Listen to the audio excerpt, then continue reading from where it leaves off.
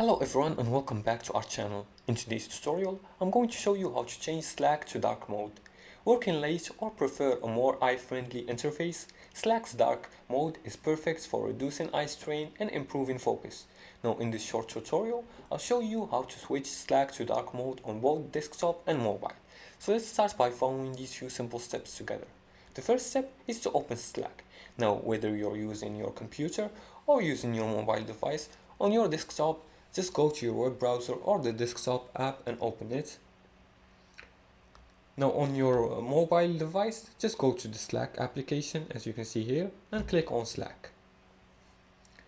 After that, open the Slack app and tap on in the box on the top left that says your workspace, your name, and click on Preferences. It's usually next to the gear icon. Click on Preferences.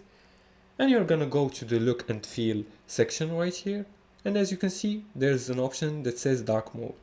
Click on it. You can turn it off or on.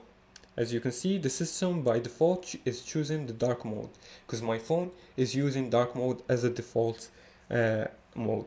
Now I'm just gonna click on off and you're gonna see this changes to a light mode.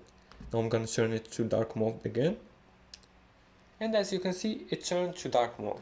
Now on desktop, click on your profile picture on the top right and choose Preferences, and then click on Themes, then select Dark under Appearances. Now the fourth step is the Auto Dark mode. Now on both desktop and mobile you can toggle Sync with OS settings for automatic switching. As I told you before, it's the system default option right here.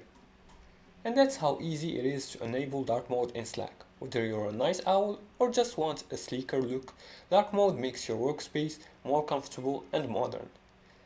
You can also combine dark mode with compact layouts for the best minimal workspace experience. And that's it for today's tutorial. If you liked this video and found it helpful, please like and subscribe, and feel free to leave a comment below the video if you have further more questions about this topic. Thanks for watching and see you again in the next tutorial.